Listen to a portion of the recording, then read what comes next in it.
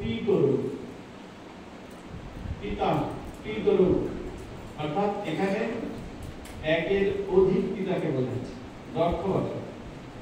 শুধু শ্রীমান মহাপ্রভুই নন, এর সঙ্গে যাকে আমরা এখানে এই ব্যাকরণগত অর্থের মাধ্যমে বলতে নিত্যানন্দ, অর্থাৎ নিত্যানন্দ নিজেও সংকীর্তনের পিতা। শ্রীমান মহাপ্রভু যেমন পিতা তো বটেই, কারণ তিনি তো আদি, নিত্যানন্দ প্রভু সংকীর্তনের পিতা। ভাগবতে এই কারণে বললেন কৃষ্ণ বর্ণন তৃষা কৃষ্ণ সাঙ্গ পাঙ্গাস্ত পাশরা প্রায়ই সংকীর্তন যোগ্যই জয়ন্তি সুমেধা। সেই তো সুমেধা আর কুবুদ্ধি সংসার, সর্বযোগ্য মধ্যে কৃষ্ণ নাম প্রসার। সুমেধা অর্থাৎ শুধু মেধা নয়, তার আগে সুশব্দটা প্রযুক্ত হয়েছে। সুন্দর মেধাযুক্ত যে, সে হচ্ছে সুমেধা। উন্নত মেধাযুক্ত যে, সে হচ্ছে সুমেধা। জগতের বিদ্যায় যারা পারদর্শী বা প্রতিভাবান, তাদেরকে বলা হয় শুধু মেধা। কিন্তু কৃষ্ণ বিদ্যায় পারদর্শী যে জন, কৃষ্ণ বিদ্যায় উৎকর্ষ যে জন, সেই জনই হচ্ছে সুমেধা। তাই কবিরাজ গোস্বামী বললেন সেই তো সুমেধা, মানে সুমেধাবী। আমরা যেমন ইংরেজিতে বলি ব্রিলিয়ান্ট স্টুডেন্ট, প্রচন্ড মেধাবী ছাত্র। তাহলে শুধু মেধাটা শুধু জগজগতের বিদ্যার ক্ষেত্রেই প্রযোজ্য, কিন্তু ভক্তি রাজ্যে বা ভগবত রাজ্যে, আধ্যাত্মিক রাজ্যে কৃষ্ণ বিদ্যায় যিনি পারদর্শী, তাকে বলা হচ্ছে সুমেধা। সেই কৃষ্ণ বিদ্যা বলতে কলিযুগে একটা বিদ্যাকে মুখ্যত বলা হচ্ছে, সেটা হচ্ছে সংকীর্তন যন্ত্র। সংকীর্তন হইতে পাপ সংসার নাশন। এই বলিতেই সংকীর্তনকে এত গুরুত্ব দেওয়া হয়েছে, বলছে সংকীর্তন হইতে পাপ সংসার নাশন, চিত্ত শুদ্ধি সর্বভক্তি সাধন উত্তম। তাহলে এই কৃষ্ণ সংকীর্তন, যে সংকীর্তনের কথা শাস্ত্র বলছেন, সেই সংকীর্তনের শক্তি কি? মহাপ্রভু নিজে বলছেন যে সর্বশক্তি নামে দিলা করিয়া বিভাগ, আমার দুর্দৈব হেন নামে নাহি অনুরাগ। আমার এমনই দুর্দশা, দুর্ভাগ্য, পোড়া কপাল, যে এমন মধুর নাম, যে নামের মধ্যে ভগবান সর্বশক্তি প্রয়োগ করেছেন, সেই নামের প্রতি আমার অনুরাগ জন্মালো না, সেই নামের প্রতি আমার ভালোবাসা জন্মালো না, সেই নামের প্রতি আমার প্রেম ভক্তি জন্মালো না। শরীর জীবের কথা ভেবে মহাপ্রভু তাদের হয়েই যেন সে কথাটা বলছেন যে আমার দুর্দৈব হেন নামে নাহি অনুরাগ। যে কৃষ্ণ নাম, সেই কৃষ্ণ নামের অনুরাগের জন্য প্রভুই শাস্ত্রকার মহাজন, তিনি প্রভু কৃত্য কি সেটা বলে দিচ্ছেন। বলছেন যে কৃষ্ণ নাম করে অপরাধের বিচার, কিন্তু চৈতন্য নিত্যানন্দে নাহি এসব বিচার, নাম লইতে প্রেম দেন হবে অশ্রুধার। তাই গৌরব, যে কারণে আমরা পাঠের আগে কি প্রথমে গুরুবন্দনা করা হয়, তারপর পঞ্চতত্ত্বের কীর্তন, অর্থাৎ গুরুদেবের কৃপা হওয়ার পরপরই পঞ্চতত্ত্বের জন্য প্রথমে দুম করে আসলে বসেই হরে কৃষ্ণ মহামন্ত্র কীর্তন করা যায় না। এটা অশাস্ত্রীয় এবং অকৃপাযুক্ত, এতে কৃপা পাওয়া যায় না। তাহলে প্রথমে আসরে বসে কি করতে হয়? প্রথমে গুরুবন্দনা, তারপর পঞ্চতত্ত্ব। যে পঞ্চতত্ত্বের কীর্তন আমাদের করা হয়, জয় জয় নিত্য যদি সেটা মুখস্থ না থাকে অন্তত জয় শ্রীকৃষ্ণ চৈতন্য প্রভু নিত্যানন্দ শ্রী অদ্বৈত গদাধর শ্রীবাসাদি গৌর ভক্তবৃন্দ, এইটা যেন সকলের মনে হয়। এই যে পঞ্চতন্ত্রের কীর্তন, তারপর হরে কৃষ্ণ মহামন্ত্র কীর্তন, তাহলে এটা যে ক্রম, অর্থাৎ এক পরপর কি করতে হবে। তাহলে দুম করে যদি কেউ সংকীর্তন শুরু করে তাহলে বুঝতে হবে অরসজ্ঞ ব্যক্তি। অরসজ্ঞ মানে রস আস্বাদন করার যোগ্যতা এখনো অর্জন করেন নাই। তাই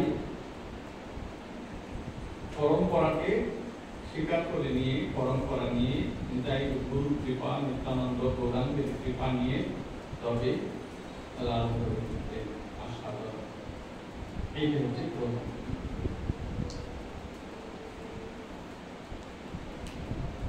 সংকীর্তন হইতে পাপ সংসার নাশন, তার মানে সংকীর্তন থেকে, সংকীর্তনের দ্বারাই পাপ থেকে মুক্ত হওয়া যায়। আবার সংকীর্তন হইতে পাপ সংসার নাশন, মানে সংসারটা যে নাশ হয়ে যাচ্ছে, সংসারটা যে বিনাশ প্রাপ্তি হয়ে যাচ্ছে, সংসারটা যে ধ্বংস হয়ে যাচ্ছে, নষ্ট হচ্ছে, এর থেকে উদ্ধার হওয়ার বা মুক্তি পাওয়ার পথকে সংকীর্তন। সেটাই কবি সংক্ষিপ্ত ভাবে এভাবে বোঝাচ্ছেন যে সংকীর্তন হইতে পাপ সংসার নাশন। তাহলে পাপ থেকে মুক্ত হওয়া গেল। আমাদের তো জেনে না জেনে, বুঝে না বুঝে নানা রকমের পাপ কর্ম হয়ে থাকে। জেনে না জেনে, বুঝে না না বুঝে যে পাপ কর্ম থেকে মুক্তির জন্য নিত্য হরিনাম, সংসারকে রক্ষা করার জন্য এই হরিনাম। তারপরে বলছেন চিত্তশুদ্ধি। চিত্তশুদ্ধি যতক্ষণ না হচ্ছে ততক্ষণ তো আসল যে জায়গাটা আমাদের লক্ষ্য কৃষ্ণ প্রেম আস্বাদন, সেই প্রেম আস্বাদনের জন্য এই চিত্তটাকে শুদ্ধ করতে হবে। যেমন দেহ শুদ্ধি, তেমনি চিত্ত শুদ্ধি। তাহলে কে চিত্ত শুদ্ধি করবে? না, এই নামই নাম করতে করতে আমাদের চিত্ত শুদ্ধ হবে। তারপর কি হবে বলছেন সর্ব সাধন উদ্গম। সর্ব সাধন উদ্গম অর্থাৎ যত রকমের সাধন আছে,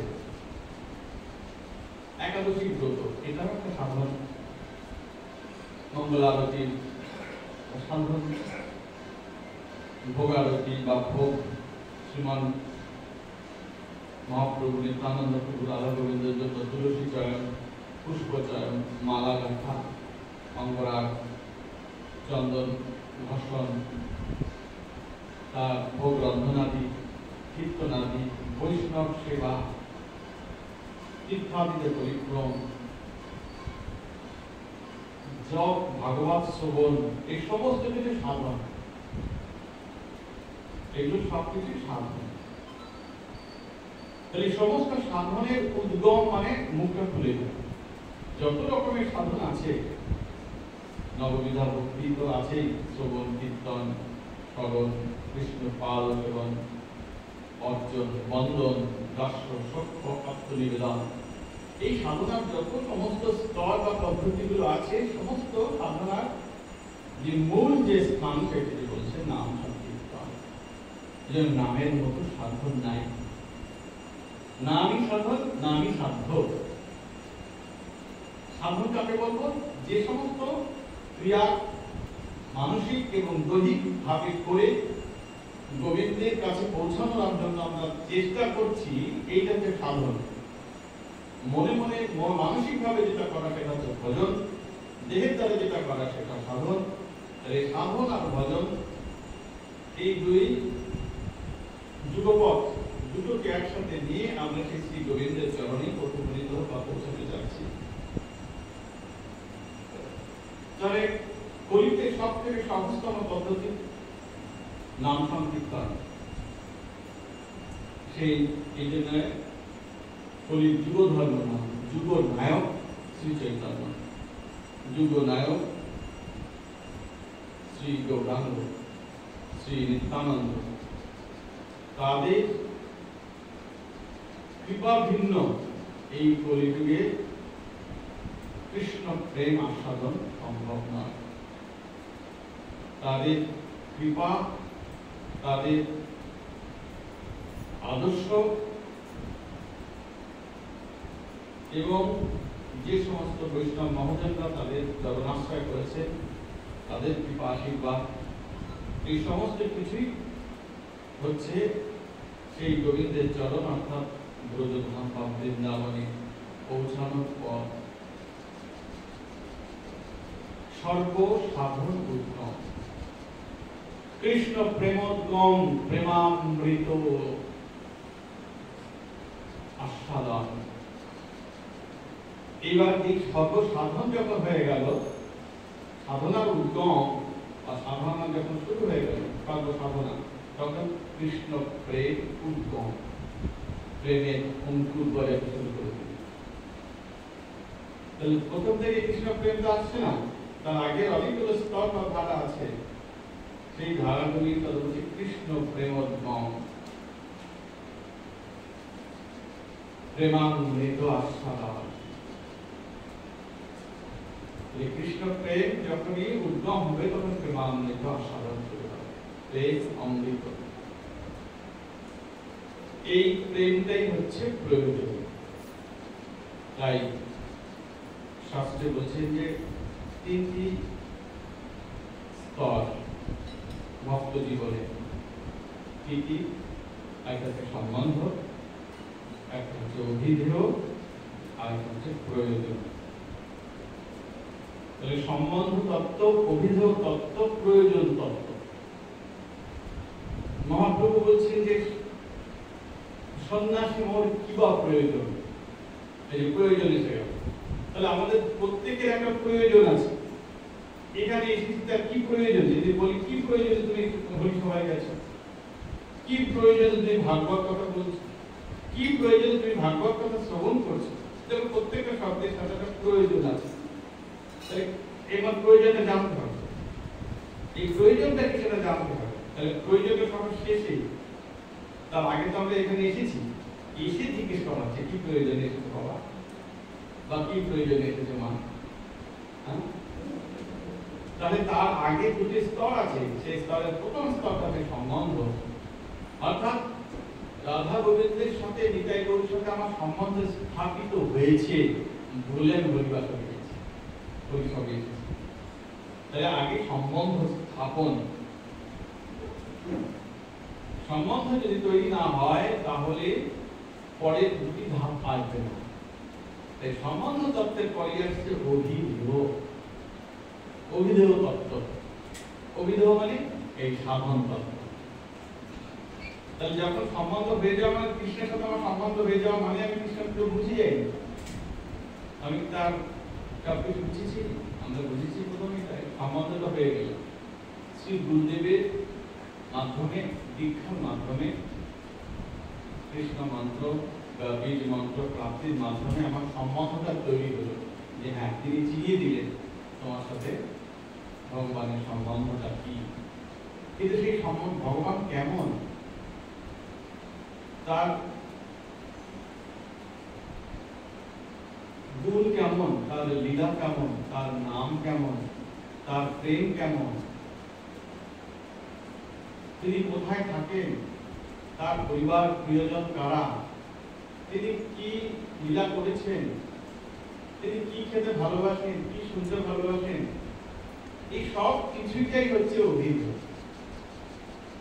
অভিধেয় এটাই সাধন। সাধনার দ্বারা ভক্ত এগুলো ক্রমশ আস্তে আস্তে জানতে পারে।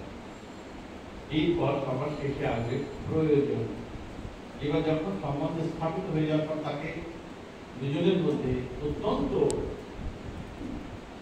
সম্পর্ক গাঢ়তা বা ঘনিষ্ঠতা হচ্ছে, তার ফলশ্রুতি স্বরূপ কি দাঁড়াচ্ছে, এইবার কি প্রয়োজনে তার সাথে সম্বন্ধ স্থাপিত হবে। তখন মহাপ্রভু বলে দিলেন সন্ন্যাসে মোর কি বা প্রয়োজন, মোর প্রেম প্রয়োজন। নিতাই গৌর হরি বল, প্রেম প্রয়োজন। তাহলে আমরা এখানে কি প্রয়োজনে এসেছি? যদি এক কথা উত্তর হয় প্রেমের জন্য এসেছি। কি প্রেম? কৃষ্ণ প্রেম। কৃষ্ণ প্রেমের জন্য এসেছি। এই জড় জগতের প্রেম নয়, এই নরনারীর প্রেম নয়, এই নায়ক নায়িকার প্রেম নয়, এই যুবক যুবতীর প্রেম নয়, এই স্বামী স্ত্রীর প্রেম নয়, এই মানব মানবীর প্রেম নয়, এই মানুষ মানুষীর প্রেম নয়। এই প্রেম কেমন? কৃষ্ণদাস কবিরাজ গোস্বামী খুব সতর্কতার সাথে বলছেন কেমন এই প্রেম? বলে অকৈতব কৃষ্ণ প্রেম যেন জাম্বু নদ হেম। সেই প্রেমা নৃলোকে না হয়। নৃলোক মানে নরলোক। এই আমরা যে লোকে বাস করি সেই লোক বলে নরলোক। কিন্তু নর মানে মানুষ। তাহলে প্রথমে একটা বিশেষ শব্দ ব্যবহার করলেন। কি বললেন কৃষ্ণ প্রেমের আগে? অকৈতব। অকৈতব। কৈতব, অকৈতব। কৈতব শব্দের অর্থ কপট। কৈতব শব্দের অর্থ ছলনা। কৈতব শব্দের অর্থ বঞ্চনা। তাহলে অকৈতব বলে কিভাবে বিপরীত?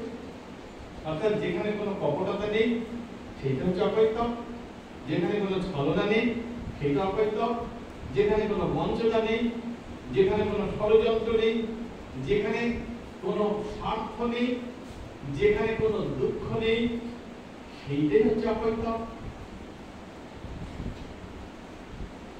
তাই কৃষ্ণ প্রেমের আগে একটা অপূর্ব বিশেষণ দিলেন কবিরাজ গোস্বামী। বলছেন অকৈতব কৃষ্ণ প্রেম যেন জাম্বু নদ হেম। জাম্বু, জাম্বু নদ, জম্বু দ্বীপের নদ জাম্বু নদ। সেই নদে হেম অর্থাৎ সোনা পাওয়া যায়। যেমন আমাদের এই সুবর্ণ রেখা নদী আছে না? সুবর্ণ মানে স্বর্ণ, সুবর্ণ স্বর্ণ রেখা নদী। ওই নদীতে সোনা পাওয়া যায় বালির মতো চিকচিক চিকচিক। এখনো খোঁজে, এখনো মানুষেরা, ওখানকার স্থানীয় মানুষেরা তারা নদীর বালিতে সোনা খোঁজে এবং ওই জল সোনা বয়ে নিয়ে আসে। কোন একটা খনি থেকে হয়তো সোনা আছে, সেটা যুক্ত আছে। তাহলে এখনো যদি জগতে এই সুবর্ণরেখা নদী সোনা বয়ে নিয়ে আসতে পারে, তাহলে আমাদের এই জগতের সোনা, সর্বশ্রেষ্ঠ সোনা তো কৃষ্ণ প্রেম। তার উপর থেকে শ্রেষ্ঠ সম্পদ আছে এই জগতের সোনা আর কৃষ্ণ প্রেমের সোনা। এই দুটোর মধ্যে মূল্যবান ভক্তের কাছে কোনটা? কৃষ্ণ প্রেম, কৃষ্ণ সেবা। তাই যত ভক্ত ক্রমাগত ভজনের গভীরে ঢুকে যেতে থাকে তত দেখবেন গায়ের থেকে স্বর্ণ অলঙ্কার গুলো খসে যেতে থাকে। তাহলে ওগুলো আর আমার প্রয়োজন নেই। আমার সোনা এখন তুলসীর মালা। তুলসীর মালা হচ্ছে সোনার থেকেও আমার কাছে দামি। তাকে যদি বলা হয় তোমাকে অনেক বড় একটা বিছে হাত উপহার দিচ্ছি, তুমি তুলসীর মালাটা খুলে ফেলো গলা থেকে, রক্ত খুলবে? খুলবে না। বলছি বাবা তুমি আমাকে যাই দাও না কেন, আমি এই কণ্ঠ থেকে আর এই তুলসীর মালা খুলছি না। কেন? সে একটু বোকা। যে সোনার কত দাম, এখন তো কত ৫,০০০ টাকার উপরে সোনার বড়ি দাম ক্রমশ বাড়ছে। তাহলে এত মূল্যবান যে জিনিসটা, সেটা প্রতি তার আকর্ষণ নেই। আকর্ষণ তুলসী মালা। বরং প্রথমেই যখন দেখেছি ছোট ছোট মালা, কিছুদিন পর যখন ভজনের অগ্রসর দেখি বড় মালা, এই বড় বড় মোটামোটা বৃন্দাবন থেকে মোটামোটা তুলসীর মালা নিয়েছে, নবদ্বীপ ধাম থেকে নিয়েছে। আগে তার দ্বিধা ছিল, সংকট ছিল, কত লোকে কত কি বলবে, পাশে লোকে কিছু বলে, হ্যাঁ এই করিতে পারি না কাজ, সদা ভয় সদা লাজ, সংশয় সংকল্প সদা তলে, পাছে লোকে কিছু বলে। তখন সবাই তুলসী মালা কত লোকে প্রথম প্রথম পড়ার সময় ব্যঙ্গ করেছে, টিটকারি করেছে, তুলসী মালা পড়েছে দেখ, এগুলো আপনার বুড়ো বুড়িরা পড়বে, তোমার এখন নবযৌবন এত অল্প বয়স, তুমি কেন তুলসী মালা পড়েছো? কথা কথা শুনতে প্রথম প্রথম, হ্যাঁ? তারপর ২-৪ দিন দেখতে দেখতে দেখতে হয়ে গেল। আর কিছু বলে না। এইটাকেই আমাদের বৈষ্ণব কবি গোবিন্দ দাস খুব সুন্দর একটা কথা বলেছেন, খুব মন দিয়ে শুনুন কথাটা। বলছেন যে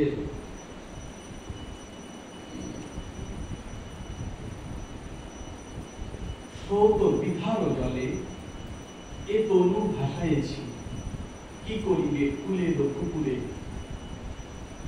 অপূর্ব কথা, খুব ছাত্র জীবনে শুনেছিলাম গুরুদেবের কাছ থেকে, তখন তো কিছু বুঝতাম না আসলে মানে। বলছে স্রোত বিধার জলে এ তনু ভাসাইছি, কি করিবে কুলে কুকুরে। বিস্তৃত কৃষ্ণ প্রেমের স্রোতে আমি ভিজে চলছি। দেখো যারা স্রোতে, স্রোতস্বিনী নদীতে, যে নদীতে স্রোত রয়েছে সেই স্রোতে যদি কোনো শবদেহ, সব মানে কোনো মৃত দেহ কিংবা কোনো কিছু বস্তু যদি ভেসে যায়, কুলের কুকুরগুলো, তীরের কুকুরগুলো কি করে, ওই বস্তুটা দেখছে, দেখতে দেখতে কি করছে, ঘেউ ঘেউ ঘেউ করে চিৎকার চেঁচামেচি করছে, মনে হচ্ছে এই বুঝি এখনই ঝাঁপ দিয়ে জলে পড়ে পড়বে, এই বুঝি পড়ে কিছুটা ভেসে ভেসে তো তীব্র বেগে ভেসে যাচ্ছে, আর যেই যায় সেও পেছন পেছন যাচ্ছে, গিয়ে খুব বেশি হলো 50 মিটার 100 মিটার দূর করে গিয়ে ঘেউ ঘেউ ঘেউ ঘেউ করতে করতে সে দেখছে যা আমার সামনে ভেসে গেছিল সেটা ভেসেই যাচ্ছে, কিন্তু থামছে না, আমার ঘেউ ঘেউ শুনেও তো থামছে না, সে ভেসেই যাচ্ছে। এবং কুকুরের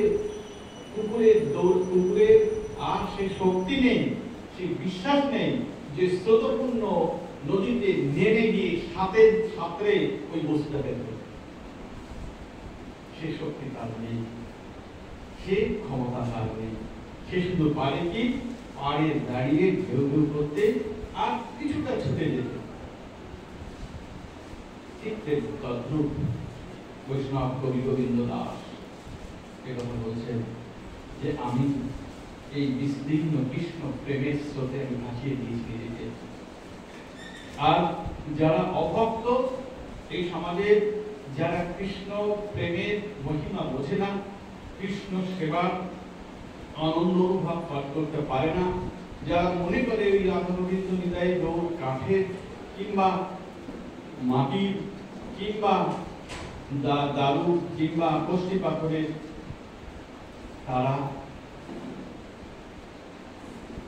তাদের সঙ্গে এই ঠিক কুলের কুকুরের উপমা দেওয়া হয়েছে। এরা বুঝতে পারবে না, এরা কখনো জানতে পারে না। তাই স্রোত বিথার জলে এ তনু ভাসাইছি, কি করিবে কুলের কুকুরে।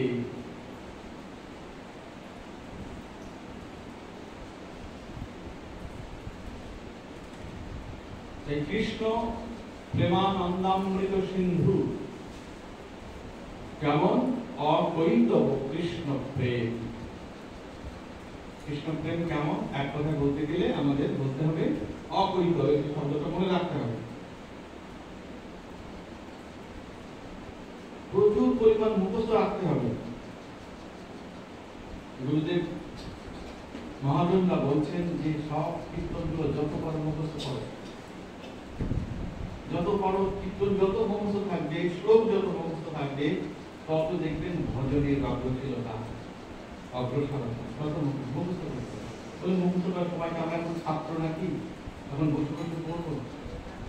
মুখস্থ করার বিভিন্ন পদ্ধতি আছে। ভগবান শ্রীকৃষ্ণ যেমন অর্জুনকে বলছেন যে অর্জুন, যুদ্ধে জয়ী হতে গেলে কিছুটা কৌশল অবলম্বন করতে হয়, কিন্তু আমরা তো জীবন যুদ্ধে নেমেছি, আমরা তো প্রত্যেকেই যোদ্ধা, এই সংসারে যুদ্ধ করছি। আমি কিভাবে মুখস্থ করি সেই কৌশলটা বলতে পারি, যদি আপনাদের ভালো লাগে সেটা আপনারা গ্রহণ করতে পারেন।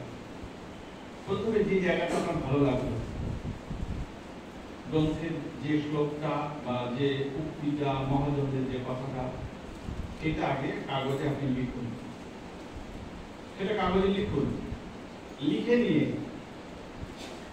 আপনাকে আলাদা করে কোনো কার্যক্রম করতে হবে না, আপনাকে আলাদা করে ছাত্রছাত্রীদের মতো ঘন্টার পর ঘন্টা কোমর দুলিয়ে মুখস্থ করার দরকার নেই, ফ্যানের তলায় বসার দরকার নেই। এইবার কি হবে, যে যে কাজে থাকেন ধরুন আমরা প্রত্যেকেই কোনো না কোনো জায়গায় তো একটা জায়গা থেকে আরেকটা জায়গায় যাই, কেউ বাসে যাচ্ছে, কেউ ট্রেনে যাচ্ছে, ওই চিরকুটটা নিজের পকেটে রাখুন, যে কাগজের চিরকুটটা অনেকটা লেখার দরকার নেই, যে অল্প দেখুন চিরকুটে কাটছে। এইবারে চিরকুটের কয়েকটা ভালোভাবে আপনি দেখে নিলেন, দেখে নিয়ে এবার আপনার আবার হাতের মধ্যে বা পকেটের মধ্যে রেখে দিয়ে যেতে যেতে যেতে যেতে আপনি ওটা বারবার মনে মনে আবৃত্তি করছেন, মনে মনে পড়ছেন। যারা গৃহকর্ম করছেন, বিশেষ করে মায়েরা, তারা রান্না করতে করতে রান্নার পাশে আপনার তরকারি বা রান্না করছেন, ভাত রান্না যাই করছেন, পাশে কোনো কিছু একটা পেপার ওয়েট বা কোনো কিছু চাপা দিয়ে লেখাটা রেখে দিন, যেখানে জলটা না লাগে। রান্না করছেন, কারখানি নাড়ছেন বা রান্না করছেন বা গৃহকর্ম করছেন, আর মনে মনে ওইটাকে আপনি দেখছেন, ওটা পড়ছেন, দেখতে তারপর তো হয়ে গেল, আবার অনেক কাজ চলে গেছে। এবার হঠাৎ করে এক সময় মনে হবে যে কিন্তু আবার নিজে না দেখে চেষ্টা করতে হবে, আমি বলতে পারি না, নিজে দেখবেন যে কিছুটা বলার পর আবার হোঁচট খেয়েছে, ভুলে যাচ্ছে, মনে করছে, সঙ্গে সঙ্গে আবার দেখে নিতে হবে, দেখে নিয়ে আবার ভালো করে দেখে নেওয়ার পর আবার রেখে দিলে, এবার দেখবেন 1 লাইন 2 লাইন 3 লাইন করতে বারবার অনুশীলন করতে একদিন বা 2 দিনের মধ্যে আপনার কিছু কাজ করতে পারছে। এবার এইটা আপনার নিজস্ব ডায়েরিতে লিখে রাখতে হবে, কারণ আমাদের স্মৃতি শব্দটি দুর্বল। 15 দিন বা 1 মাস পর দেখবেন ওটা সরে গেছে, মাথা থেকে ভুলে গেছে, ওটা আর মাথায় মনে নেই, আবার অন্য একটা কিছু মাথায় হচ্ছে, অন্য আরেকটা শ্লোক মাথায় এসে গেছে।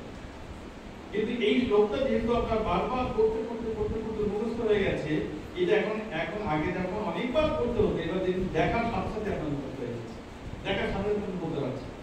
আপনি করতেন ওই পৃষ্ঠাতেই বা পরের পৃষ্ঠাতেই নতুন আবার যেটা আপনার ভালো লাগবে, নতুন আবার গুরু গোসাইয়ের কাছ থেকে যেটা শিখলেন, নতুন আবার গীতা ভাগবত যেখান থেকে যে শ্লোকটা আপনার ভালো লাগবে সেই শ্লোকটা আবার লিখুন। তাহলে একটা থাকবে চিরকুটের লেখা, যেটা মুখস্থ হয়ে যাওয়ার পর আপনি জলে বা যে কোনো জলে ফেলে দিতে দিলেন, যেহেতু এটা যেখানে সেখানে ফেলা ঠিক নয়, জলে ফেলে দিলেন।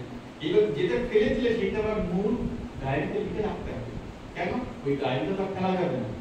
এইভাবে মাসের পর মাস, দিনের পর দিন, বছরের পর যেতে যেতে দেখবেন আপনাদের ডায়েরির খাতাটা এত শ্লোকে ভরে গেছে যে তখন আপনি যদি পাঠ নিজে শুরু করেন তাহলেই দেখবেন অনেক হৃদয়টাদের আপনার ফিরে যাচ্ছে। আর যদি শ্রবণ করেন, পাঠক যিনি পাঠ করছেন তিনি ভুলে গেল, আপনার স্মরণে বসে আছে, কারণ আপনার তো সমস্ত কিছু জানা।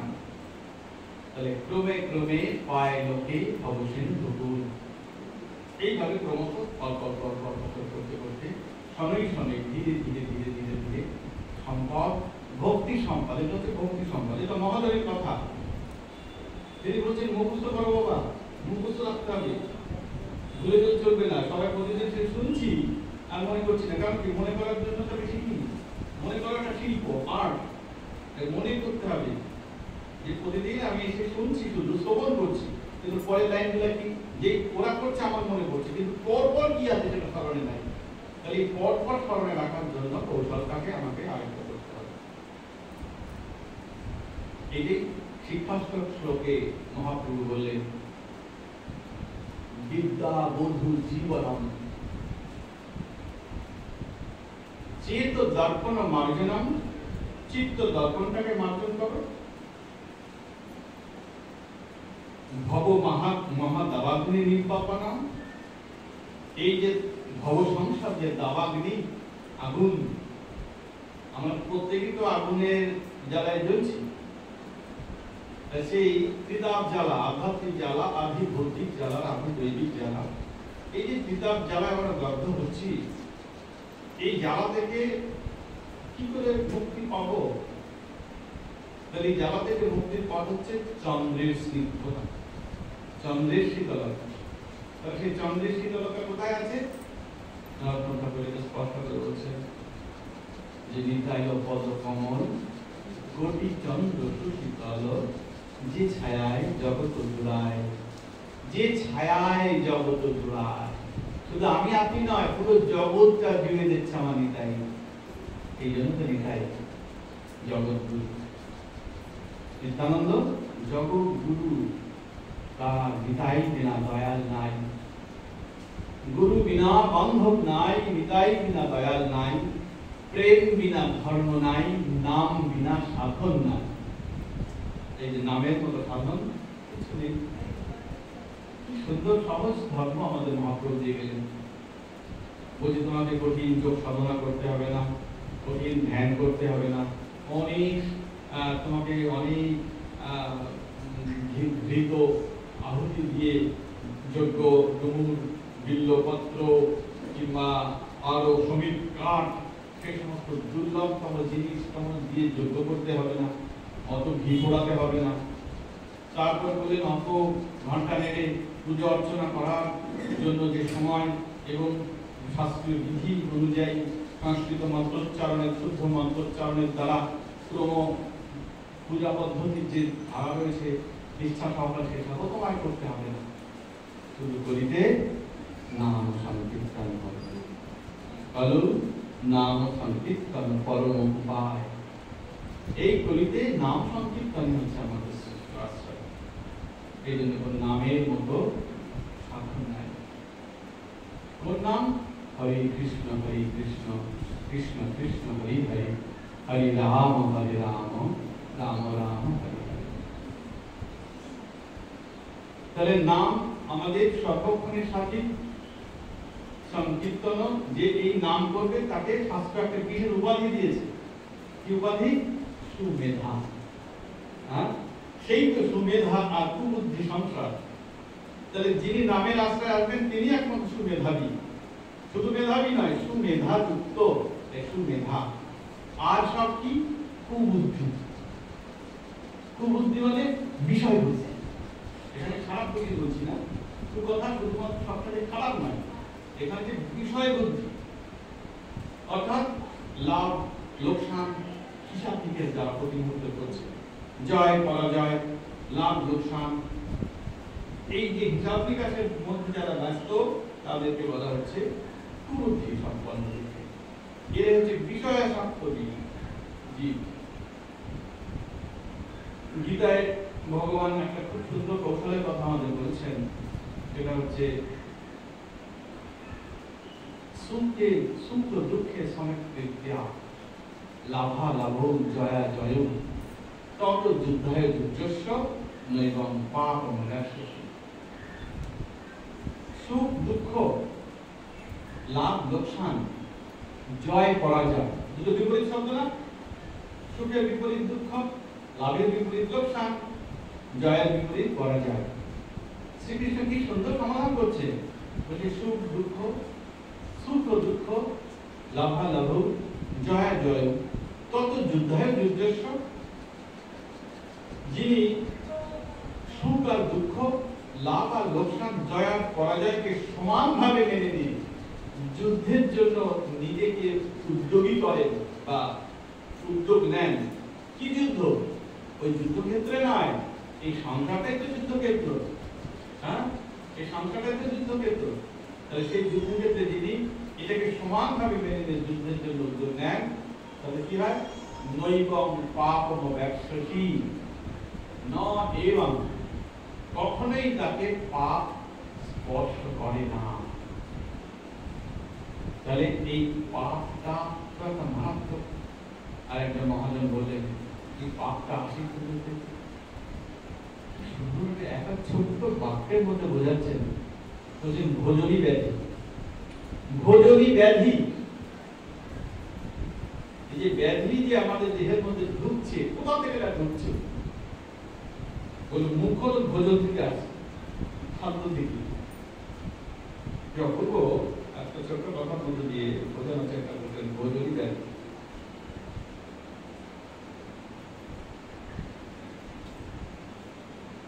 তাহলে কৃষ্ণ নাম, কৃষ্ণ গুণ, কৃষ্ণ লীলা, কৃষ্ণ রস সাধন, এইটা হচ্ছে আমাদের সাধ্য। শাস্ত্র বলছেন যে সাধন বিনা সাধ্য বস্তু কভু নাহি মেলে। তাহলে সাধ্য শ্রীকৃষ্ণের চরণ। তাহলে আমরা এখান থেকে শুরু করছি, শ্রীকৃষ্ণের চরণে গিয়ে জীবন থেকে শুরু করেছি। কোন জীবন থেকে শুরু হয়েছে কি আমরা জানি? এটা কি শুধুমাত্র এই জীবনের স্বীকৃতি বা সৌভাগ্যের ফলশ্রুতি রূপে হরিবাস বেঁধেছি, ভাগবত কথা আলোচনা হচ্ছে তা নয়। কোন পূর্ব জীবনের স্বীকৃতি ছিল, এর আগের জীবনেও আমরা হয়তো ভাগবত কথা শুনেছি, সাধুগুরু বৈষ্ণবের চরণকে আশ্রয় করেছি, তাদের কৃপা আশীর্বাদে সেই যে সংস্কার বশত আপনার মধ্যে যে সংস্কার রূপে রয়ে গেছে ভাগবত কথা শ্রবণ করার আনন্দ, সেই আনন্দটা আবার যখন পুনরায় উপযুক্ত পরিবেশ পেয়েছে তখন আমরা জেগে উঠেছি। তাই আবার আমরা মানে ফিরেছি, আবার আগামী জন্মে পৃথিবী ধ্বংস হয়ে যেতে পারে। যদি আবার তৃতীয় বিশ্বযুদ্ধ শুরু হয়ে যায়, পারমাণবিক বোমা নিক্ষেপ করে, তাহলে আমরা ধ্বংস হয়ে যেতে পারি। কিন্তু ভগবান বলছেন না মে ভক্ত প্রণাশতি, আমার ভক্তের বিনাশ নাই। পৃথিবী ধ্বংস হয়ে যাবে কিন্তু আমার ভক্তের বিনাশ নেই। কেন? কারণ এরকম অনন্ত কোটি ব্রহ্মাণ্ড আমার আছে। আমরা তো মাত্র কয়েকটা গ্রহ নক্ষত্রের হদিস জানি, তাই না? কয়েকটা গ্রহ নক্ষত্র, কিন্তু এই যে মহাশূন্যে এরকম কত যে ব্রহ্মাণ্ড রয়েছে, সেই ব্রহ্মাণ্ড সম্বন্ধ আমরা জানি না, সে একমাত্র ভগবান জানেন। কোন ব্রহ্মাণ্ডে কাকে ভগবান নিয়ে যাবেন তার চিন্তা আমাদের করে লাভ নেই। আমাদের যেটা করতে হবে সেটা হচ্ছে এই গরিব যুগ ধর্ম নাম সংকীর্তন, সেই নাম সংকীর্তন আশ্রয়। এবার একটা প্রশ্ন হচ্ছে, নাম সংকীর্তনে আমাদের অশ্রুধার হচ্ছে না কেন? যেটা মহাপ্রভু বলছেন বা শাস্ত্রে বলছেন যে চৈতন্য নিত্যানন্দে নাহি এসব বিচার, নাম লইতে প্রেম দেন হবে অশ্রুধার। নাম লইতে প্রেম, যেই মুহূর্তে নাম নিচ্ছে হরে কৃষ্ণ কৃষ্ণ কৃষ্ণ হরে হরে, হরে রাম রাম রাম হরে হরে, তাহলে সেই মুহূর্তে আমাদের প্রেম দান করছে, এবং সেই প্রেম যখনই পাচ্ছে তখন কিছু অশ্রু উঠে যাচ্ছে। এটা হচ্ছে করুণ রস, বিপ্রলম্ভ, বিরহ। কিসের বিরহ? ভগবান হচ্ছে সচ্চিদানন্দ বিগ্রহ, সচ্চিৎ আর আনন্দ। সেই সচ্চিদানন্দ বিগ্রহ থেকে, সচ্চিদানন্দের সেবা থেকে আমরা সরে রয়েছি। সেই সচ্চিদানন্দের সেবা আমরা আরো উৎসাহের সাথে আনন্দের সাথে করতে পারছি না, এই কারণে ভক্তের অশ্রু হতে পারে। আবার যখন সেই সেবাটা ভগবান গ্রহণ করছেন, ভগবান যখন সেবা গ্রহণ করছেন, ভক্তের সেবা তিনি যখন ভক্ত করছেন তখন ভগবানকে গ্রহণ করছেন। সেই ভক্ত সেবা করছেন আর ভগবান গ্রহণ করছেন, এই ভক্ত ভগবান দুজন যখন মিলে গেলেন, একাকার হয়ে গেলেন, তখন ওই সচ্চিদানন্দ স্বরূপ ভগবানের আনন্দ এই ভক্ত দেহের মধ্যে সঞ্চারিত হওয়ার ফলে পরিপূর্ণ প্রেমাশ্রু নির্গত হতে শুরু করেছে, প্রেমের অশ্রু বইছে। মহাপ্রভুর জন্য বললেন সর্বশক্তি নামে দিলা করিয়া বিভাগ, আমার দুর্দৈব হেন নামে নাকি অনুরাগ। তাহলে দুর্দৈব যখন বলেছেন তখন একটা কারণটা আছে। এই কারণটা কি? সাধকের একটা কারণ করেছেন। এই মহাপ্রভু দুর্দৈব কেন বলছেন? বলে বহু জন্ম করে যদি নাম সংকীর্তন তথাপি নাহি পায় কৃষ্ণ প্রেম। এক জন্ম না, বহু বহু জন্ম নাম সংকীর্তন করছে, হরে কৃষ্ণ নাম করছে, কিন্তু তার প্রেম হচ্ছে না। কারণ হচ্ছে না প্রেম, তার কারণ হচ্ছে ওই যে বিষয় আসক্তি, যেটা আমরা বললাম, সেই সুমেধা আর কুবুদ্ধি সংসার, সর্বযোগ্য মধ্যে নাম যোগ্য সার। বিষয় হচ্ছে মলিন বস্তু, বিষয় ক্ষণভঙ্গ, বিষয় অনিত্য, বিষয় বিনাশী। সেই বিনাশী অনিত্য ক্ষণভঙ্গ বস্তুকে যদি আমরা ধারণ করে থাকি, তাহলে সচ্চিদানন্দের আনন্দ আমরা কি করে পাবো? তাই শাস্ত্রে স্পষ্ট করে বলছেন যে বিষয়ের অন্ন খাইলে দুষ্ট হয় মন, মন দুষ্ট হইলে না যায় কৃষ্ণের ভজন। বিষয় কাকে বলব?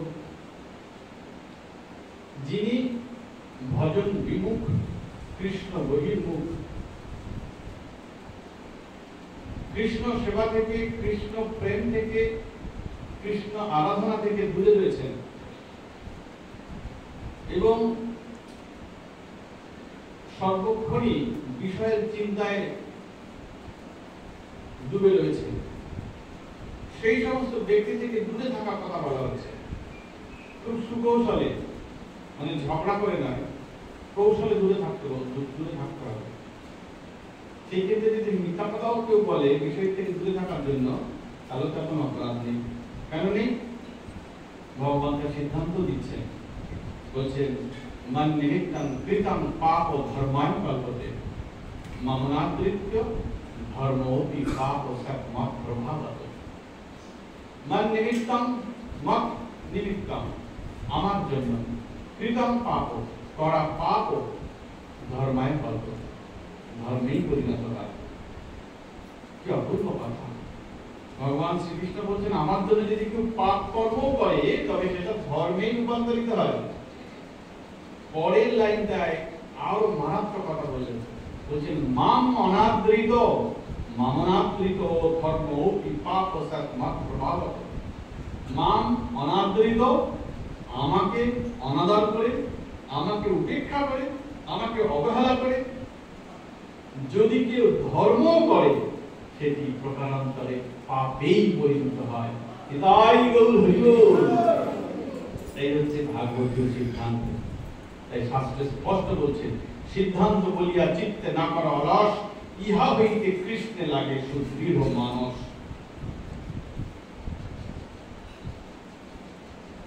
এই হচ্ছে সুদৃঢ় মানস। সিদ্ধান্ত নিতে হবে প্রত্যেকে। আমাদের জীবনটা আমাদের, যার যার জীবন তার তার জীবন।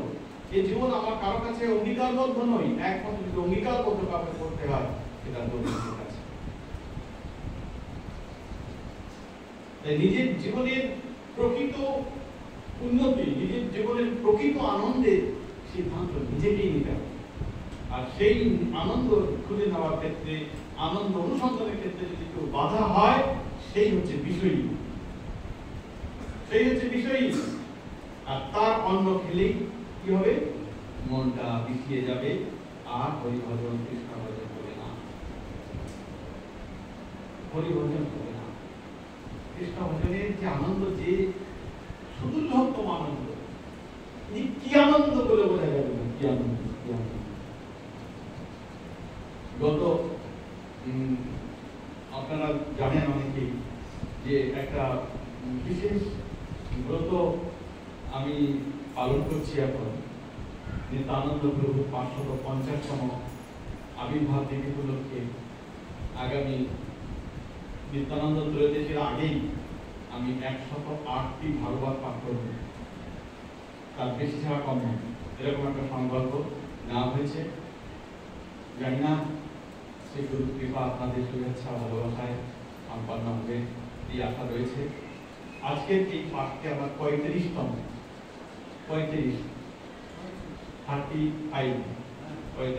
পাঠ। গত সপ্তাহে একটা পাঠ ছিল কৃষ্ণনগর ঘূর্ণিতে জলঙ্গি নদীর তীরে একটি আশ্রমে পাঠ ছিল। সেই জলঙ্গি নদীর তীরে পাশেই আশ্রমের পাশে নদী। আমার সঙ্গে আরেকজন অধ্যাপক ছিলেন, তিনি বিধানচন্দ্র কৃষি বিশ্ববিদ্যালয়ের অধ্যাপক। আর যে ব্রহ্মচারী সাধু আমাকে আমন্ত্রণ জানিয়েছিলেন ওখানে ভাগবতের কথা বলার জন্য, তিনি ছিলেন। তো জলঙ্গি নদীর তীরে বিকেল বেলায় বসে রয়েছি। কিছুক্ষণ পরেই সম্মেলন শুরু হবে। তিনজন পাশাপাশি বসে রয়েছে, মাঝখানে সাধু ছিল। একেবারে ডান দিকে যিনি বসেছেন তার পাশে হঠাৎ করে দেখি একটা গাভী মাথা এসেছে, একটা গরু গাভী। তিনি এসে দাঁড়িয়ে রয়েছে আমাদের কাছে, তিনজনের কাছে দাঁড়িয়ে রয়েছে।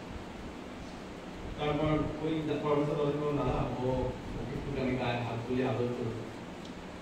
আদর আদর করলো, ওকে গায়ে হাত দিয়েছে, ওই ভয়ে ভয়ে হাত তুলে দিলে।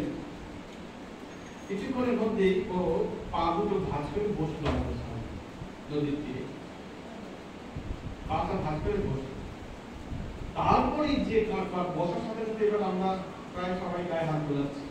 তারপরে যে কাণ্ডটি করলো সেটা আমার জীবনের একটা অভাবিত অভিজ্ঞতা, সাক্ষাৎ ভগবত করুণা।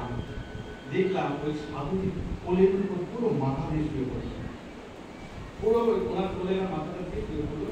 আস্তে আস্তে চোখটা বন্ধ হয়ে, ঠিক যেমন মায়ের কোলে সন্তান এসে ঘুমিয়ে পড়ে বা কোলে মাথা দিয়ে, ঠিক সেইভাবে আমার দুচোখ এই ঝরঝর করে জল চলে এলো। হে প্রভু, আজ এই জলধি নদীর তীরে কি কি তোমার লীলা। সাধুজান বলছেন যে গো মাতার দেহের ৩৩ কোটি দেবতার বাস।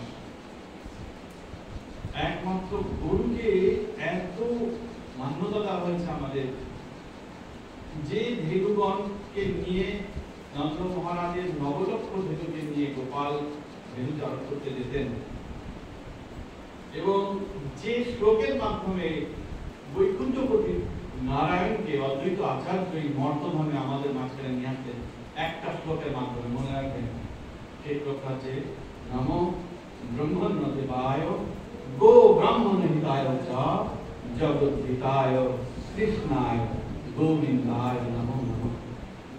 এই প্রতিদিন এই একটা শ্লোক উনি বারবার উচ্চারণ করতেন, আর এইটাই ওনার পূজার মন্ত্র।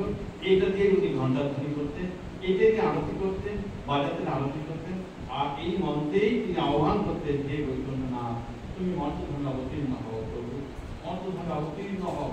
তাহলে অদ্বৈতের হুঙ্কার, মহাবিষ্ণুর হুঙ্কার, শিব সত্য অদ্বৈতের হুঙ্কারে গোলকপতি বা বৈকুণ্ঠপতি স্বয়ং প্রভু নারায়ণ সচিব গর্ভ সিন্ধু আলো করে আমাদের প্রাণ প্রিয় প্রভু শুদ্ধ আলো পেলেন। গৌর আমাদের, গৌর কাদের? আমাদের গৌর আমাদের, আমাদের আমাদের প্রাণ ভুবন মোহন গোরা নদিয়ার জান। ধন গোরা চাঁদ আমাদের, প্রাণ গোরা চাঁদ, ধন গোরা চাঁদ আমাদের, প্রাণ গোরা চাঁদ, জগত বান্ধিলা গোরা দিয়া প্রেম ভার। গৌর আমাদের, আমাদের আমাদের প্রাণ ভুবন মোহন গোরা নদিয়ার জান। গৌর আর কারো নয়, আর কারো নয় আমাদেরই প্রাণ ভুবন মোহন গোরা নদিয়ার জান। গৌর নাচে, নিতাই নাচে, সঙ্গে রামানন্দ, শান্তিপুরে সীতানাথ করায় আনন্দ। ধন্য অবতার মোদের গোড়ায় অবতার, এমন সুন্দর প্রভু না পাইব আর। ভালো অবতার মোদের নেশি শিরোমণি, এমন সুন্দর প্রভু প্রভু না কিশোরী। গৌর আমাদের, আমাদের আমাদেরই প্রাণ ভুবন মোহন গোরা নদিয়ার চান। গৌর মোদের কল্পতরু হেমলতা দিয়ে, হেমের গাছে প্রেমের রস পড়ছে চোয়াইয়ে। হেমের গাছে প্রেমের রস, হেম মানে সোনা, গৌরাঙ্গের অঙ্গটা কেমন সোনার মতো, সেই সোনার অঙ্গতে যেন প্রেমের রস চুয়ে পড়ছে। গৌর মোদের কল্পতরু, কল্পতরু বৃক্ষের কাছে যা চাওয়া যায় সে যেমন দেয়, ওই কল্পতরু গৌর প্রেমের কল্পতরু, তার ক্ষেত্রে প্রেম চাইতে হবে।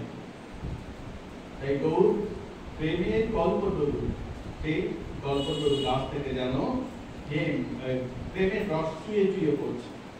এই জন্য গৌর অবতার তিনি অদ্বৈত আচার্যের সেবায় মুক্ত হয়ে তার সমস্ত শরীরে অর্থসাত্ত্বিক ভাব যখন দেখছেন মহাপ্রভু, তখন মাত্র ৮ বছরের বালক মূর্ছিত হয়ে পড়লেন নবদ্বীপে।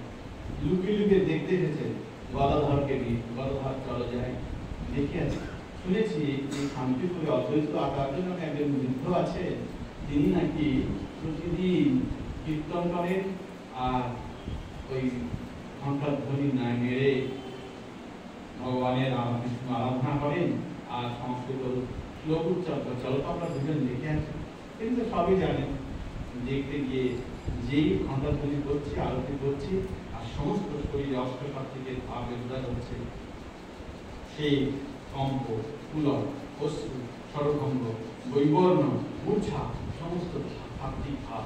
ভক্তের এইটা হচ্ছে অলঙ্কার। ভক্তের অলঙ্কার কি? এইটাই কৃষ্ণ কথায় যখন তার সমস্ত রঙ্গগুলো খারাপ হয়ে যাবে, এটাই তার প্রেম, এইটা তার কোটি কোটি টাকার সম্পদ।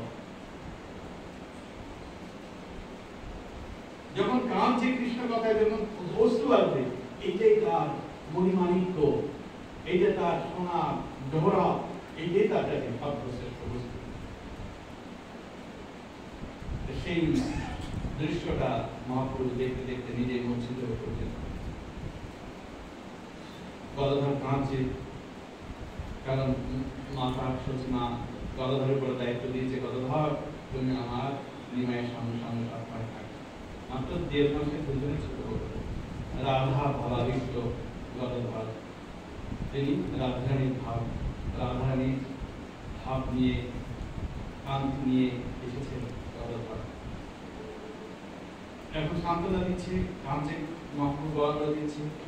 শিশুর কান্নার জন্য অদ্বৈত পেছন ফিরে তাকিয়ে দেখছেন, দেখে তো বুঝতে পেরেছেন আমার প্রাণের কাছে এসে গেছে। 52 বছর ধরে আমি যার আরাধনা করছি, তুলসী তিল দিয়ে গঙ্গায় যে প্রার্থনা আমি করেছি, সেই প্রার্থনা সফল। অদ্বৈত আছে যে এখন 60 বছর বয়স, নিমাইয়ের 8, 52 বছরের বড় আমি 60 হয়ে গেল। অদ্বৈতের 60 বছরের যুবক, 60 বছরের যুবক, তার দেহের যে সুঠাম, অদ্বৈত আচার্যের দেহের মানে আধুনিক এত সুন্দর ছিল, সুঠাম দেহ। সেই অদ্বৈত আচার্যকে তিনি এসে ভুলে গেলেন, এসে চরণ ধরে কাঁদছে। অদ্বৈত কাঁদছে, গদাধর কাঁদছে, তাকে সান্ত্বনা দেওয়ার জন্য কি জ্বালায় পড়লাম, আমি মায়ের কাছে কি বলবো। আর অদ্বৈত বৃদ্ধ সে প্রভুর চরণ ধরে কাঁদছে। গদাধর নিজের কান্না থাকে, বলছে যে আপনি কি করছেন, যে বৃদ্ধ ওই একজন বালকের আপনি চরণ স্পর্শ করছেন। তুমি বুঝবে না বাবা, তুমি বুঝবে না, তুমি বুঝবে না। গদাধর বোঝেন ব্যাপার। অদ্বৈতের স্পর্শে সঙ্গীত ফিরে গেলেন মহাপ্রভু। সেই দিন তাকে প্রথম অত্যন্ত সন্তাপনে তিনি তাকে অনুভব করলেন আমি কে। মহাবিষ্ণুর অবতার অদ্বৈত আচার্যের সাথে আমাদের মিলন গোলক শ্রীকৃষ্ণের, যিনি রাধারানীর ভাবকান্তি নিয়ে গেছেন। রাধিকা রঙ্গকান্তি হই নবদ্বীপে অবতীর্ণ শ্রী গৌরহরি। নবদ্বীপে তিনি অবতীর্ণ হলেন গৌরাঙ্গ সুন্দর রূপে, এসে ধুলায় গড়াগড়ি দিচ্ছেন আর সবাইকে ডাকছেন, ভব নদীর পারে কে যাবে, শ্রীনাথের তরি লেগেছে তীরে। মহাজন বলছেন যে শ্রীনাথের তরি মানে মহাপ্রভুর তরি, গৌরাঙ্গের তরি, কৃষ্ণের তরি আমাদের জীবন নদীর ঘাটে ঘাটে এসে লেগেছে। ডাকছেন, কে যাবি রে, কে যাবি রে, সবাইকে ডাকছে না, কে যাবি রে, কে যাবি রে বললে কি সবাই ছুটে আসে? কিছু কিছু ছুটে আসে, তাই জন্য কিছু কিছু ছুটে এসেছে, কিছু কিছু ছুটে এসেছে। সবাই কাছে পুরো বালুয়ে লোক এসেছে, আসেন, আসতে পারে না কখনো, কারণ তার বংশীর ধ্বনি, শিখলের ধ্বনি তাদের কানিতে পৌঁছায়। শিখল করতাল হচ্ছে করি বংশী, বংশীর ধ্বনি করিতে শিখল করতাল, শিখল করতাল হচ্ছে করি বংশী।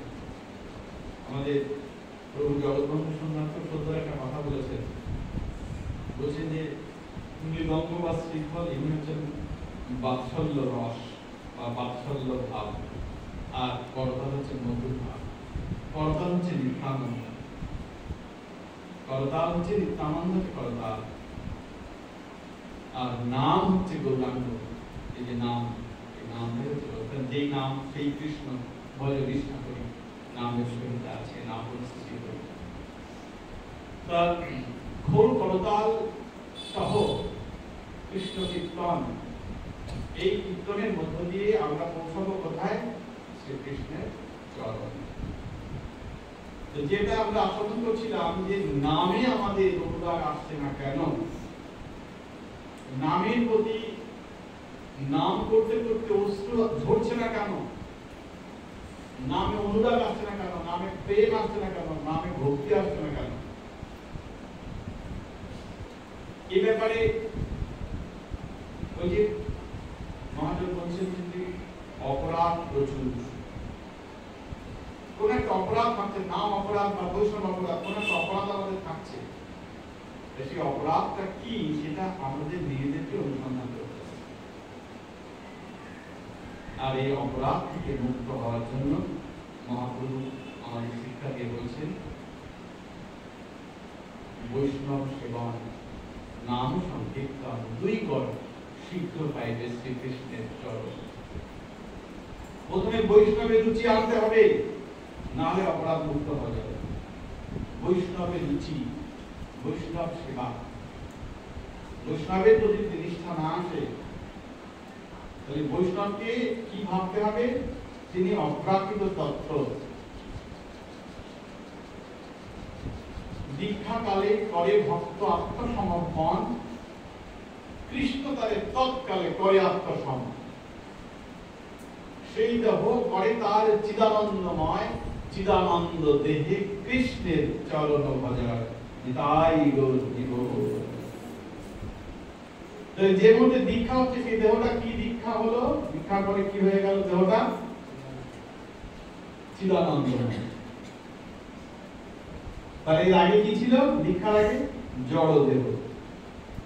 জড় দেহ নিয়ে সচ্চিদানন্দের সেবা করা যায়? বিজ্ঞান কি বলে? তাই জড় চোখে তাকে পাথর বলে মনে হয়। যখন জড় চেতনা থাকে, জড় চৈতন্য, জড় চেতনা মানে জড় জ্ঞান, আমাদের জড় বিদ্যা, সেই জড় বিদ্যা নিয়ে যদি দেখি তাহলে তাকে পাথর বলে মনে হবে, তাকে মাটি বিগ্রহ বলে মনে হবে, তাকে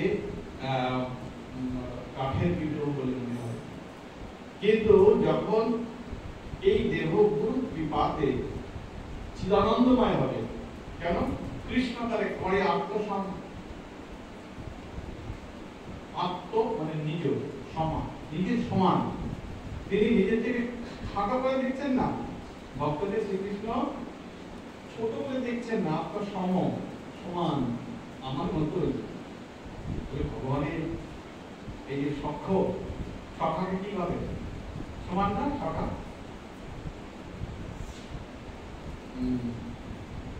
পুত্র রূপে করেন, মাতা পুত্র রূপে করেন লালন পালন, সখা শুদ্ধ সখ্যে করে স্কন্ধে আরোহণ। বলে তুমি কোন বড় লোক? তুমি আমি সম। বড় লোক মানে ধনী নয়, মানে আমার থেকে তুমি কি এমন প্রতিভাবান, কি আমার বেশি জানো। বন্ধু যদি এক বন্ধু যদি খুব বেশি জানে আর এক বন্ধু যদি খুব কম জানে, তাহলে দুজনের মধ্যে বন্ধুত্ব হয়? বন্ধুত্ব হবে না। সমান সমান হতে হবে। ও যেমন জানে আমি তুমি, তবেই বন্ধুত্ব হবে। শ্রীকৃষ্ণ তাকে সমান মর্যাদা দিয়েছেন। শ্রীরাম সুরাম নাম সুরাম সুবল সখা, তাদের কাউকে তিনি ছোট ভাবে দিয়েছেন। প্রিয়া যদি মান করি করায় বৎসন, বেদ স্তুতি হইতে সে হরে মর্ম। প্রিয়া মানে শ্রীরাধারানী। সে যদি অভিমান করে আমাকে ভৎসন করে, তিরস্কার করে, তাড়ন করে, তাহলে শ্রীকৃষ্ণ বলছেন আমার কাছে যদি 1000 বেদের স্তুতি করে কেউ আমার মন সন্তুষ্ট করার চেষ্টা করে, তাতে না যতটা তুষ্ট হই তার থেকে অনেক বেশি তুষ্ট হই শ্রী রাধারানী যদি আমাকে তিরস্কার করে। তাই ধরিব এই প্রেম কোথায় আছে? এই প্রেম কোথায় আছে? এই পৃথিবীর আর কোথাও আছে এই প্রেম? কোন সাহিত্যে, কোন ভাষাতে, পৃথিবীর কোন কবি কি রচনা করেছে? কোন কবি রচনা করেন। কেন? আমাদের কবিগণ তারা সাধক। সব কবি সাধক। সাধনা ক্ষেত্রে কিন্তু কিছু হয় না, আমি সব কবিকেই সাধক বলি, কিন্তু আমাদের কবিগণ কৃষ্ণ সাধক। তারা কৃষ্ণ ছাড়া আর কিছু জানে না। কোন কৃষ্ণ? যে কৃষ্ণ বলছেন মে যথা ন আত্মজনই আত্মজনি ন সংকর ন চ সংকর্ষণম ন শ্রী আত্মৈক। হে উদ্ধব, তুমি আমার কত প্রিয় তুমি জানো না?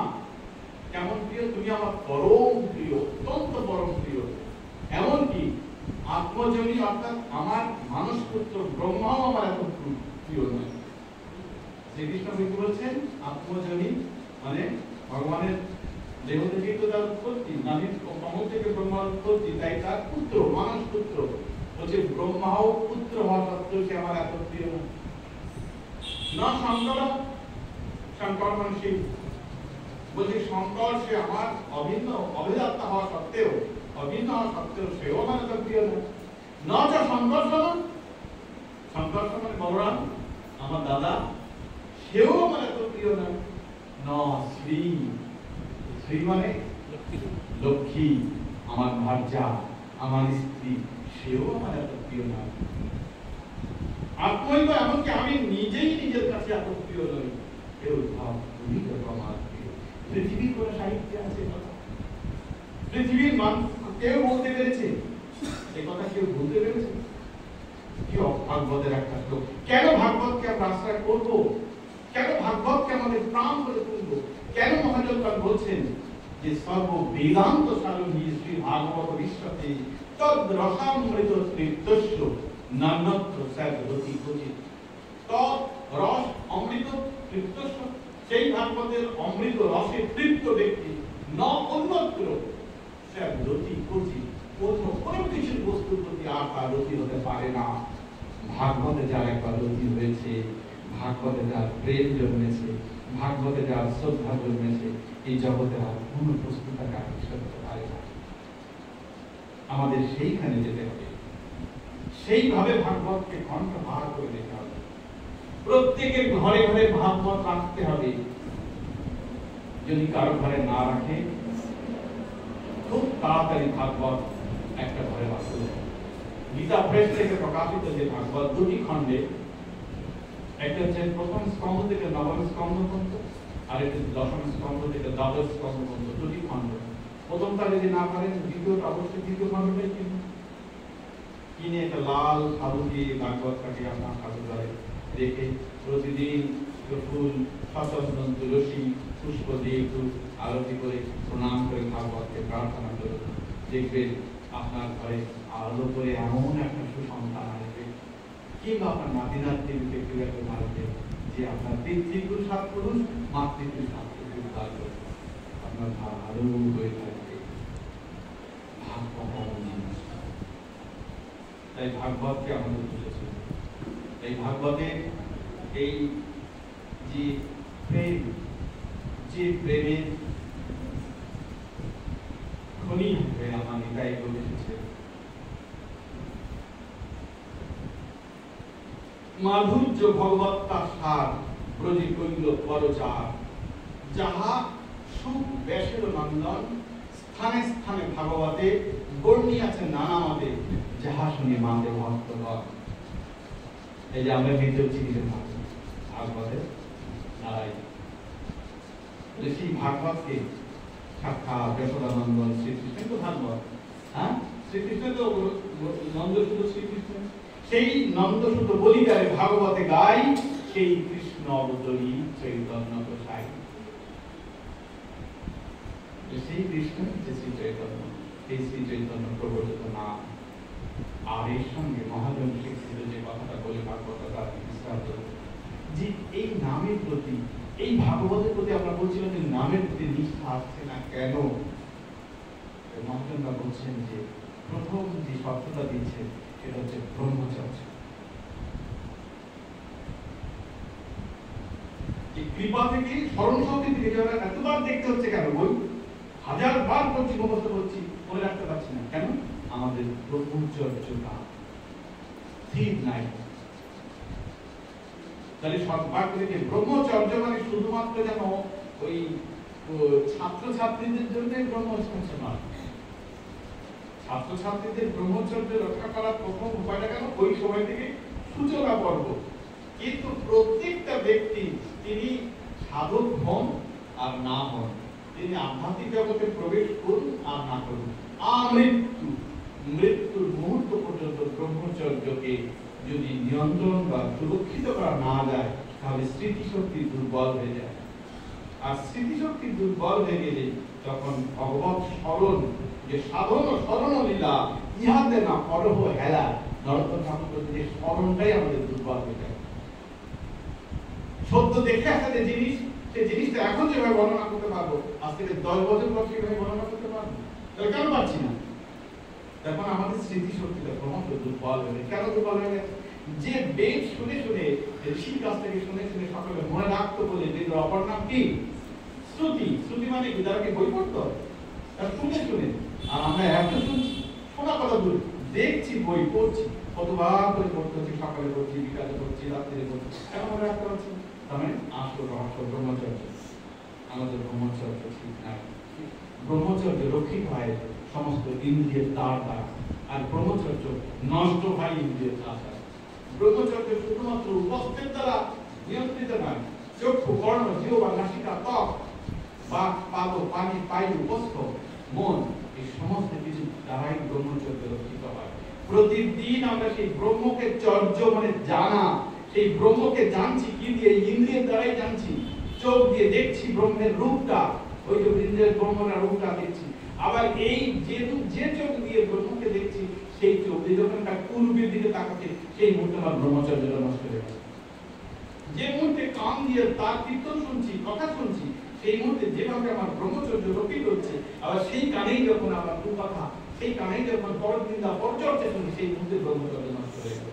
তাহলে ব্রহ্মচর্য শুধু একটা দ্বারের দ্বারা নষ্ট হয় না, ব্রহ্মচর্য সমস্ত দ্বারের দ্বারা।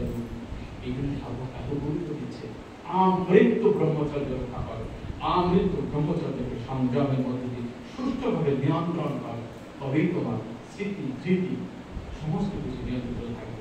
তখনই মেরুদণ্ড সোজা রেখে যখন ধ্যান করে বা চোখ বন্ধ করে স্মরণ করা হবে, স্পষ্ট ভেসে উঠবে এই তো কেশিঘাট, বংশগড়, বিধুয়া, বিভিন্ন কানন, এই তো ইন্দ্রদল, এই তো বাক্যে গিয়ে, এই রাধনা, এই রাধা গোপীনাথ, এই রাধা, এই তো রাধা শ্যামসুন্দর, রাধা মদন, এই তো রাধাকুণ্ড, এই শ্যামকুণ্ড, এই তো মানসী গঙ্গা, এই বৎসানা, এই নন্দগাঁও, এই জাবর, এই আলতা পাহাড়ি, এই তো চারো পাহাড়ি, এই তো মধুখাল, এই তো নন্দগাঁও, এই তো রমন রেড্ডি, হ্যাঁ, এই তো রাজস্থানের সমাধি, এই না, এই তো বেলবন, সমস্ত কথা, এই তো নবদ্বীপের শিবা অঙ্গন, এই তো শিবা অঙ্গন, এই তো সোনার গৌরাঙ্গ, এই তো আমাদের পড়ুয়া মাতলা, পড়া মাতলা, এই ধনেশ্বর মহাপ্রভু, বদ্রত্ব আচার্য মন্দির, এই ঈশ্বানন্দ মন্দির, এই তো আমাদের জন্মস্থান, সমস্ত কিছু এক হোটেল। এইখানে মা অবতারিণীর মন্দির, পাশে বুড়ো শিবতলা, সমস্ত কিছু একদম পুরীতে গিয়ে জগন্নাথ মন্দির থেকে শুরু করে জগন্নাথ মন্দির, হরিদাসের সমাধি, জগদানন্দ পণ্ডিতের প্রচলিত বিগ্রহ, হরিদাস ঠাকুর চলিত বিগ্রহ, তারপর গম্ভীরা, ঝাঁসপিঠা, সিদ্ধ বকুল, ইন্দ্রদুম্ন সরোবর, গুন্ডিচা মন্দির, আলালনাথ, এই যা যা তিনি প্রকৃতি বাঁকড় দর্শন করেছেন দেখবেন স্পষ্ট। আর প্রতিদিন এটাই ভজন করতে হবে। যখনই জপে থালায়, জপে গুটি গ্রন্থিতে হাত দিয়ে আমরা জপ করতে থাকবো, এক একটা ধাম ওই জপ হতে থাকবে, এই ধাম পরিক্রমা হতে থাকবে। কোথায় সময় চলে যাবে আমাকে পরম আনন্দে দেখবেন, আনন্দ হলো আমার জপ। তাহলে সাধন স্মরণ লীলা ইহাতে না করো খেলা। এই ব্রহ্মচর্যকে এইভাবে যদি আমরা অনুভব করতে পারি, তাহলে আয়ু সুরক্ষিত, নীরব শরীর, দীর্ঘ আয়ু, নীরব শরীর, প্রেমানন্দময় দেহ, মন, চিত্ত নিয়ে আমরা নিতাই গৌর এবং রাধা গোবিন্দ সেবায় পরমানন্দ পাবো। নিতাই গৌর।